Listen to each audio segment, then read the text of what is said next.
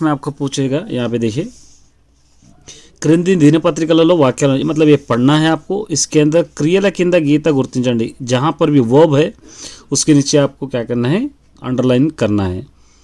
Bracket लो కాలాలు రాయండి और ब्रैकेट में कौन से टेंस में है वो भी आपको लिखना है। ठीक है, देखिए చార్మినార్ వద్ద పెద్ద ఎత్తున తరలి వచ్చిన సందర్శకులు, ये వచ్చిన वर्ब है।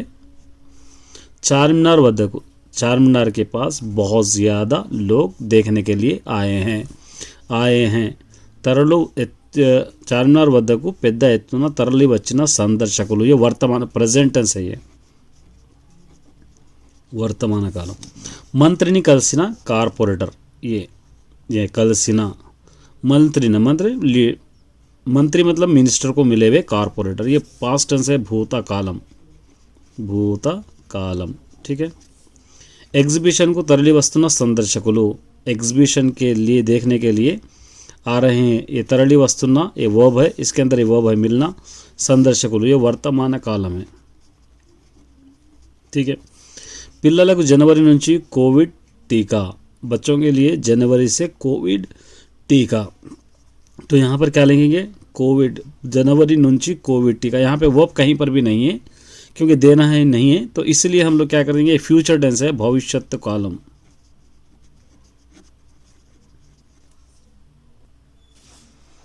यहाँ पर देखिए कोविड परिहारम ఎంతమందికి ఇచ్చారు, ये वर्ब है। कोविड का एक्सग्रेशिया कितने लोगों को दिए हैं, ये हो गया ఇచ్చారు माने पास्ट భూతకాలం, पास्ट टेंस। మరో 2 రోజుల్లో ప్రభుత్వానికి సమర్పణ, कुछ और 2 दिनों में हम लोग गवर्नमेंट को समर्पण करेंगे। समर्पण एक क्रिया है, वर्ब है, और समर्पण ये भविष्यत कालम, फ्यूचर टेंस है, भविष्यత్తు। తప్పించుకొని తిరుగుతున్న నిందితుడు अरेस्ट, तप्पिंचुकुन्ना माने बचाकर भाग रहे, निंदितुड़ माने एक्यूज, अरेस्ट हुआ है। तो ये अरेस्ट माने भूतकालम हो गया ये, और इसके अंदर अरेस्ट ये है, आप क्या ले सकते हैं, वर्ब आप ले सकते हैं।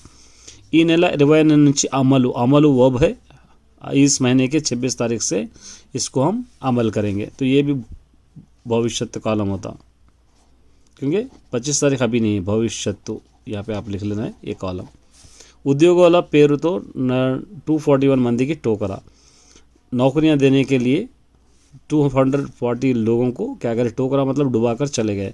ये टोकरा वर्ब है, और ये 241 ये वर्ब हो भी सकता है, नॉन भी हो सकता है, और टोकरा मतलब ये बे भूतकाल में गुजर गया। यहाँ पे एक बाग दिया गया, देखिए यहाँ पे ये उदाहरण, जैसा रायु वर्ब है, రాసాడు पास्ट टेंस है, రాస్తున్నాడు प्रेजेंट टेंस है, రాస్తాడు फ्यूचर टेंस है। Present tense sorry past tense, present tense, future tense यहाँ पे। उसके बाद यहाँ पे कुछ भी एक क्रिया लिख सकते हैं, ये इच्छानु पास्ट टेंस है। यहाँ पे आपको क्रिया माने తిన్నాడు लिख सकते हैं, कुछ भी एक एग्जाम्पल लिख सकते हैं, खा लिया या తింటున్నాడు ये वर्ब। इच्छानु ఇస్తాడు, उसके बाद ఇవ్వబోతాడు, ఇవ్వబోతాడు। इस तरह इसको आप आराम से लिख सकते हैं, ये अच्छी तरह पहचानना है। All the best. Language Telugu students के लिए समापक क्रिया माने प्रॉपर नाउन, प्रॉपर नाउन। असमापक मतलब इम्प्रॉपर नाउन, इसके बारे में हम सीखेंगे। इम्प्रॉपर नाउन, प्रॉपर नाउन और इम्प्रॉपर नाउन के बारे में सीखेंगे। देखिए प्रॉपर नाउन का होगा कब का होगा, एक सेंटेंस को कम्प्लीटली हम बोलेंगे, तो जिसके अंदर हम जो बोलना चाह रहे हैं वो अगर मकसद पूरा आ गया तो प्रॉपर नाउन है, और अगर उसको हम अधूरा छोड़ रहे हैं तो वो इम्प्रॉपर। यहाँ पे देखिए క్రింది వాక్యాలను చదవండి, इसको पढ़ना है। క్రింద 2 గీతాలు असमापक क्रिया కింద ఒక గీత గుర్తించండి, मतलब 2 भी सेंटेंस मिले हुए हैं यहाँ पर। इम्प्रॉपर और प्रॉपर नाउन के बीच में हमको क्या करना है, अंडरलाइन करना है। अच्छी तरह समझिए, एक इंपॉर्टेंट टॉपिक है। देखिए यहाँ पे సుధీర్ బాగా చదివి మంచి మార్కులు తెచ్చాడు, సుధీర్ अच्छा पढ़कर ये इम्प्रॉपर नाउन है। మంచి మార్కులు తెచ్చాడు, अच्छे मार्क्स लाए, प्रॉपर नाउन है। अगर हम कहते सुधीर अच्छा पढ़कर अगर छोड़ देते तो उसके आगे सेंटेंस ये हमको तभी मालूम होता कंप्लीट दिया तो, नहीं तो हम लोग सुधीर अच्छा पढ़ के क्या करा, नौकरी करा, जॉब करा, कहीं बाहर गया, या घर में है या क्या क्या करा वो हमको कम समझ नहीं आता था। ये सेंटेंस पूरा है, मतलब अच्छे पढ़कर अच्छे मार्क्स लाया, ये हो गया। देखिए पापा पालू तागी निद्रा पोయింది, पापा पालू तागी माने बेबी दूध पी कर क्या करी, सो गई। ये प्रॉपर नोन है, इम्प्रॉपर नोन है।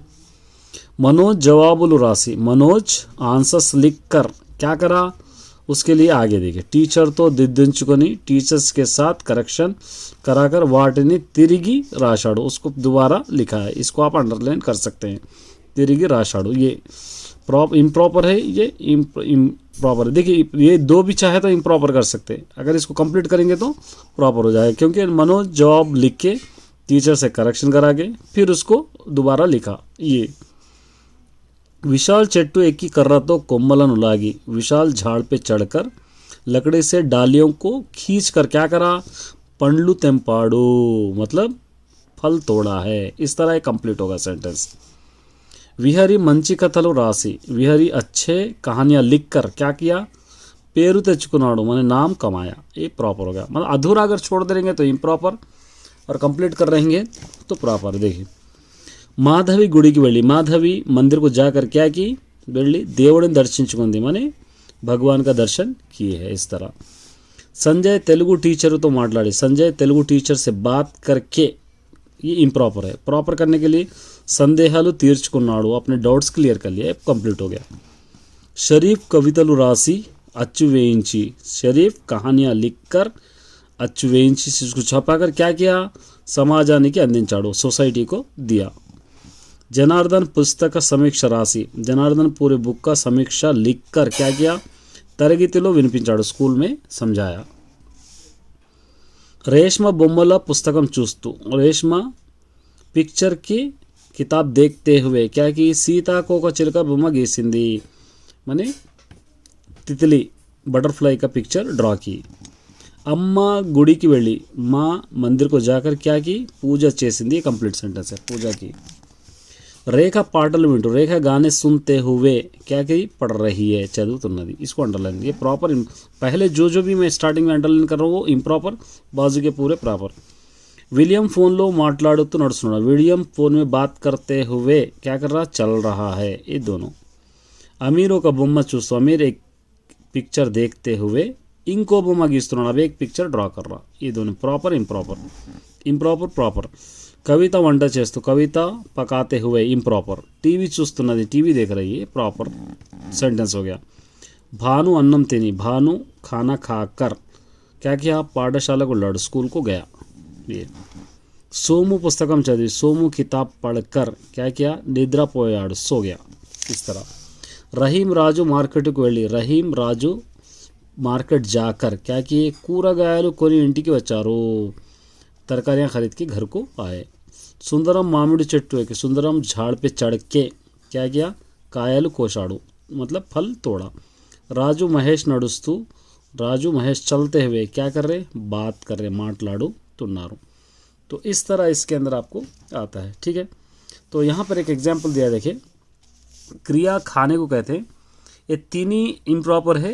तिन्नानु, तिंटुन्नानु, तिंटुन्नानु, ये क्या है, प्रॉपर है, ये इम्प्रॉपर है। मतलब कोई भी सेंटेंस को अगर कंप्लीट कर रहे, जैसा एक फॉर एग्जांपल मैं स्कूल को जाकर अगर छोड़ दिए तो आगे वाले पूछेंगे कि स्कूल को जाके क्या किए, तुम फीस भरे, स्कूल में जाके पढ़े, स्कूल में जाके लिखे, स्कूल में जाके सो गए।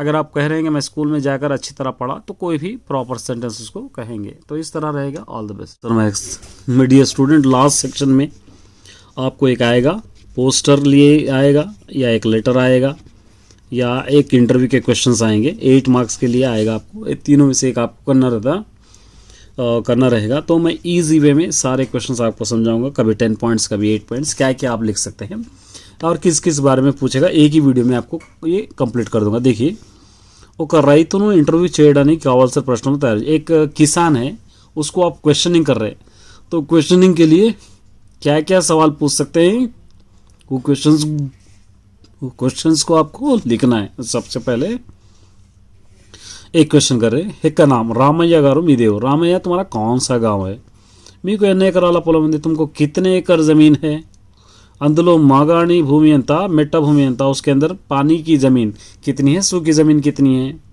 మీరు ఏ పంటలు పండిస్తారు, आप कौन से फसल उगाते हैं, మీ వ్యవసాయం ఎలా సాగుతుంది, आपका एग्रीकल्चर कैसे चल रहा है, మీకు గల నీటి వనరులు ఏమిటి, आप पानी कहाँ से लाते हो, बोर से या बॉडी से, పంట దిగుబడి బాగా ఉంటుందా, या फसल अच्छी होती है उसका फ़ायदा होगा, పంటలు బాగా పండటానికి ఏ ఎరువులు వాడతారు, फसल अच्छी उगने के लिए कौन सी दवाई का इस्तेमाल करते हैं, మీకు ప్రభుత్వ పరంగా ఏమైనా సహాయం అందుతుందా, क्या गवर्नमेंट तुमको कुछ मदद कर रही है, మీరు వ్యవసాయ అధికారులకు సలహాలు తీసుకుంటున్నారా, क्या आप एग्रीकल्चर के अधिकारियों से कुछ एडवाइस ले रहे का। ये आप कर सकते हैं, ये किसी किसान को मतलब किसी एग्रीकल्चर करने वाले की अगर दिया तो ये क्वेश्चन आप आसानी से पूछ सकते हैं। अब उसी तरह अगर एक म्यूजिशियन से अगर आपको सवाल करना है तो क्या क्या पूछते, क्योंकि म्यूजिशियंस के सवाल आप ना एग्रीकल्चर वाले को पूछ सकते हैं ना एग्रीकल्चर वाले को किसी से आप लोग पूछ सकते हैं। तो यहाँ पे देखिए म्यूजिशियंस,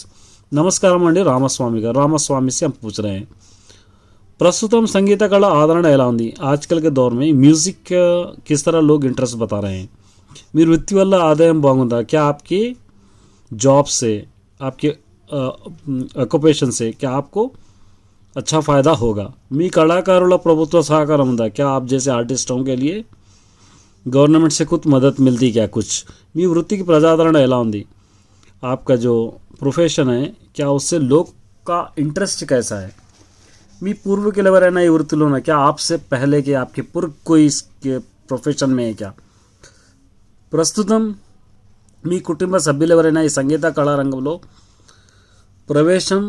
ప్రవేశం చేసి ఉన్నారు, प्रेजेंट अब आपके ख़ानदान में से कोई इस म्यूज़िक इंडस्ट्री में జాయిన్ हुए वाले है क्या, ప్రజలకు మీరు ఇచ్చే సందేశం ఏమిటి, आप लोगों को क्या एडवाइस देना चाहते हैं। ये दोनों वीडियोस ऐसे में दोनों आपको ज़रूरत नहीं है, ये दोनों को आपको कर सकते हैं, ये दोनों की जगह क्या है। देखें यहाँ पे शतक कवि माने जो पोएट 100 पोएम्स करा उसको आप इंटरव्यू करने के लिए क्या क्या पूछ सकते हैं, दोनों सेम रहते, थोड़ा डिफरेंस रहता है, क्या रहता देखिए। శతక కవి గారు స్వాగతం, 100 पोएम लिखने वाले पोएट स्वागतम।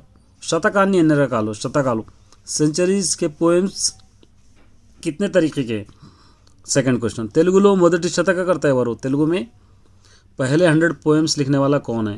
मकुटम लेनी శతకాలు ఏమైనా ఉన్నాయా, मकुटम माने जिसका अच्छी तरह एंड नहीं होने वाले कोई पोएम है क्या।